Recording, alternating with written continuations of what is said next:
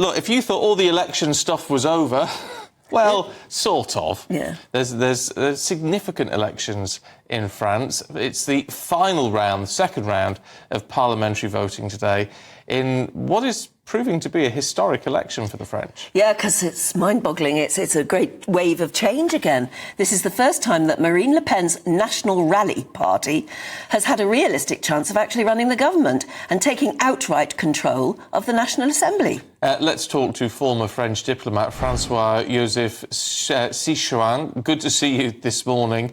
Morning. What can we expect today? So first, as you said, it's a really historic moment for French politics. I mean, it's the first time the far right has come first in national parliamentary election, and at the end of polling day today, the far right is likely to be the biggest party in the French Parliament. So this is something quite big.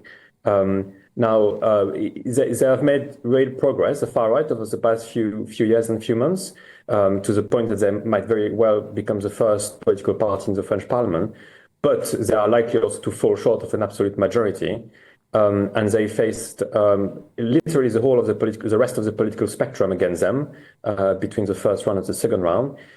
So the most likely outcome is quite simply a hung parliament with a dominant far right. And this is something quite unusual for the French Parliament, to say the least, and that will be very, very difficult to manage for the government and for President Macron as well. Yeah, I mean, well, President Macron obviously bet on this not happening like this way. He called the election as a snap election, and this must be quite a shocking result for him.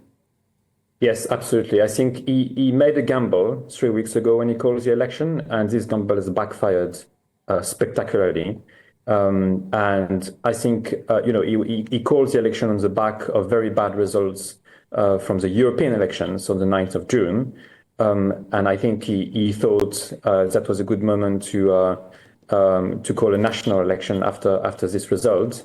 And his gamble has not worked. I think one of the results also that we are likely to see tonight when the result come out is his party becoming third in the French Parliament, perhaps around 100 MPs. So that would be a really hard defeat. And I think we can almost say this is, at the beginning of the end of what we call Macronism, which is this political platform that President Macron created when he was first elected back in 2017, and which goal was actually to provide the French electorate with an alternative from the far right and the far left. And I mean, look where we are today. It backfired completely, and his party is going to come third in a major national election. So it's a big setback for the president. I mean, it does seem remarkable, though, what is going through the minds of these people, because it seems very similar to what happened here with Rishi Sunak, calling it, and everyone says the timing of the election here was very badly judged. And anyone with an ounce of sense, or a gram of sense for you, would have looked at what Macron was facing and said, don't call one now. The electorate have already had their say and seem to be stacked against you. Yes, absolutely. But I think, it's one of the characteristics, I think, of the Macron approach to these kind of things is to take decisions in quite a lonely way, or at least with a very few group of people around him in his private office, and these people are actually under fire now because they persuaded him or encouraged him to call this election, and clearly it's not going to work. But the president and his allies, I think, realized pretty quickly that things were not going the way they were planning to go.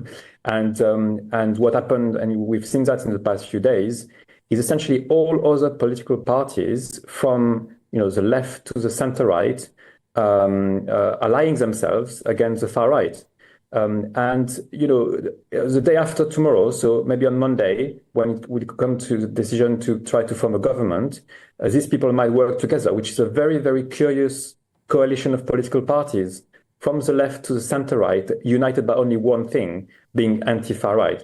And I think, this kind of political shenanigans, that is not going to go down well with the electorate of Marine Le Pen and perhaps a wider part of the electorate as well, who don't agree with this kind of political shenanigans at the moment. Yes, well, we certainly know about political shenanigans.